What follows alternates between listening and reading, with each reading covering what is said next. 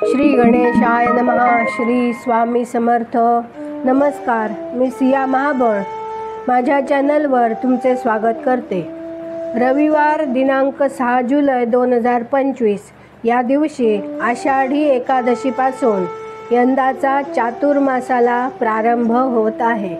आषाढ शुद्ध एकादशीपासून ते कार्तिक शुद्ध एकादशीपर्यंतच्या या 4 महिन्यांना चातुर्मास असे म्हणतात. चातुर्मासातला पहिला दिवस म्हणजे देवशयनी एकादशी.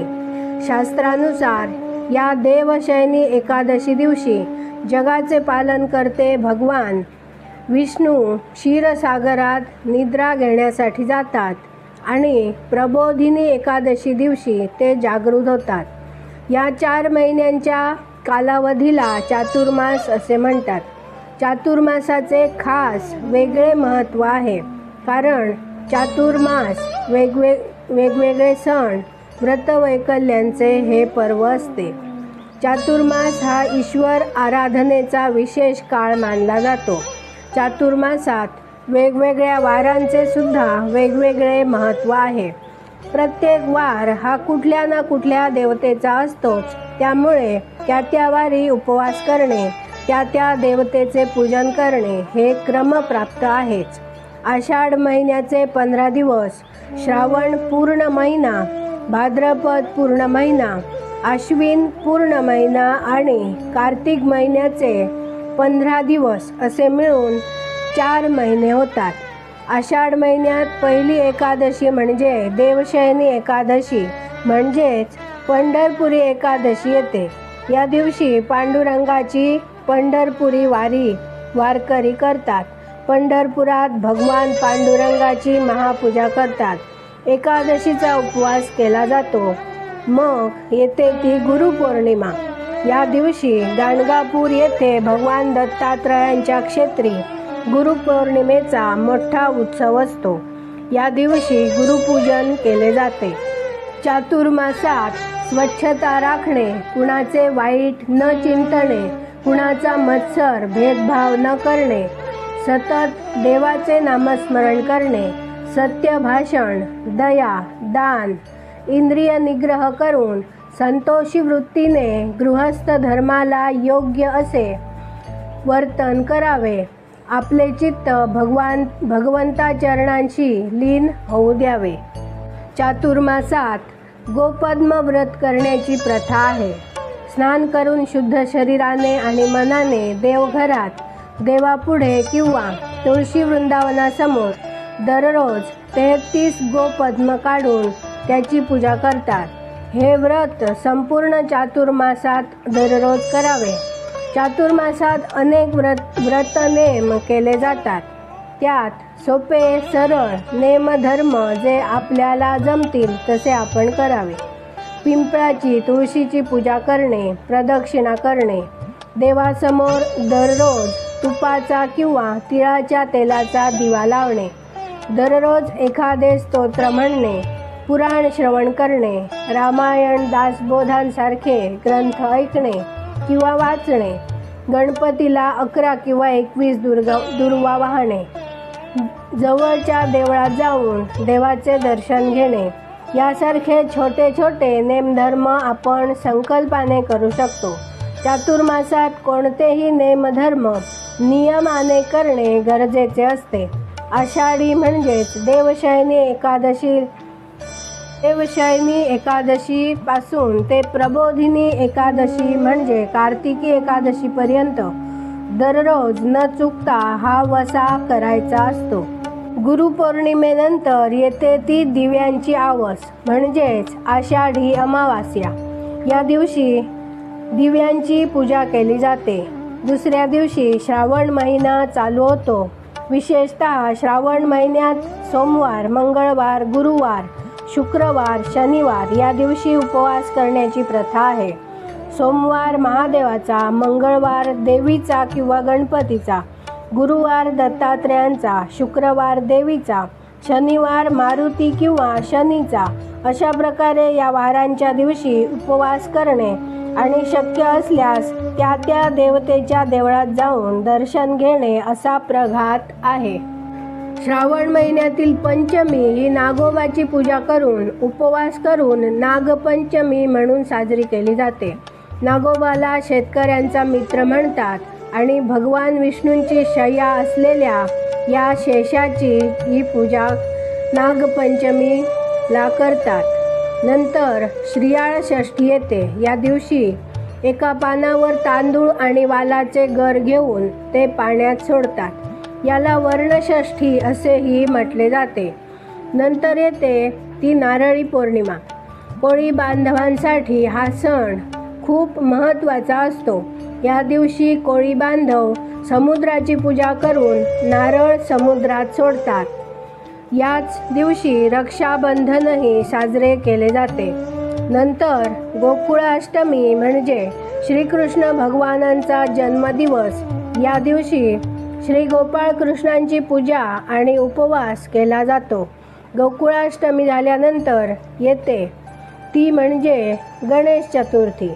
आपल्याला माहीतच आहे, या दिवशी आपल्या लाडक्या गणपती बाप्पाची पूजा करून पुढे 5, 7, 9, 11 दिवस याप्रमाणे जमेल तशी गणेश चतुर्थी साजरी करून त्याचे विसर्जन केले जाते.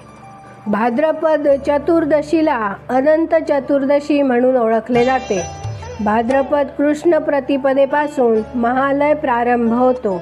तो सर्वपित्री दर्श अमावास्येपर्यंत चालतो. या पंधरवड्याला पितृपक्ष असेही म्हटले जाते. आश्विन शुक्ल प्रतिपदा ते आश्विन शुक्ल दशमीपर्यंत नवरात्री उत्सव मोठ्या उत्साहात साजरा केला जातो. नंतर आश्विन पौर्णिमा ही कोजागिरी पौर्णिमा म्हणून ओळखली जाते. आश्विन कृष्ण एकादशी या दिवशी वसुबारस करून सुरू होणारे दिवाळीचे पर्व, गुरुद्वादशी, धनत्रयोदशी, नरक चतुर्दशी, अमावास्या, लक्ष्मीपूजन, कार्तिक प्रतिपदा म्हणजे बलिप्रतिपदा, दिवाळी पाडवा आणि यमद्वितीयेला भाऊबीज हे सगळे आनंदोत्सव साजरे करून हे पर्व संपते. आणि नंतर येते ती कार्तिक शुक्ल एकादशी म्हणजेच प्रबोधिनी एकादशी. या दिवशी भगवान विष्णूंसाठी प्रबोधोत्सव साजरा केला जातो. म्हणजे भगवान विष्णूंना जागे केले जाते आणि या दिवशी चातुर्मासाची समाप्ती होते. साधारणपणे जुलै महिन्याच्या सुरुवातीला सुरू होऊन ऑक्टोबरच्या शेवटच्या आठवड्यात संपणारे हे चातुर्मासाचे पर्व म्हणजे आनंद, उत्साह, व्रतवैकल्य याने जणू भारावलेले हे पर्व असते. पण त्याचवेळी पृथ्वीतलावर आपल्या भारतवर्षात हवामानात खूप मोठा बदल झालेला असतो. ऋतू बदललेले असतात. प्रचंड उष्मा संपून थंडगार पावसाच्या सरी कोसळत असतात. सगळीकडे थंडावा पसरलेला असतो. धरणी माता हिरवा शालू नेसून आपल्या पोटातील बीजांना अंकुरित करीत असते. ह्या दिवसात हवेतील बदलामुळे माणसांच्या आरोग्यावर परिणाम होत असतो. पावसाळा असल्याने पचनशक्ती कमी झालेली असते. त्यामुळे या 4 महिन्यात सात्विक आहाराची गरज असते. निसर्गात निर्माण झालेल्या सात्विक वृत्तीशी जवळ जाण्याची गरज असते. त्यामुळे माणसाच्या वृत्तीचा समतोल राखला जावा हा उद्देश असतो. म्हणून या 4 महिन्यात तामस आहार सोडून म्हणजे मांस, मटण, मासे, कांदा, लसूण, वांगी, मुळा यासारख्या भाज्या इत्यादी तामस वृत्तीचा आहार सोडून सात्विक वृत्तीचा आहार घेण्याची प्रथा आहे. कंदमुळं, निसर्गात मिळणाऱ्या रानभाज्या खाव्या असेही सांगितले जाते. याला 2 कारणं आहेत. एक म्हणजे फक्त पावसाळ्यातच या भाज्या उगवतात आणि दुसरं म्हणजे या भाज्या कुठलेही खत न वापरता पूर्ण नैसर्गिकपणे पावसाच्या पाण्यावर वाढलेल्या असल्याने त्या सात्विक तर असतातच, त्याचबरोबर त्या पचायलाही हलक्या असतात आणि भरपूर पौष्टिक असतात. सात्विक आहार जितका महत्त्वाचा तितकेच उपवास करणे हेही महत्त्वाचे असते. उपवास करणे म्हणजे लंघन करणे. लंघन केल्याने आपल्या पचन यंत्रांना थोडा आराम मिळतो आणि त्यामुळे वात, पित्त, कफ यांचा समतोल राखला जातो.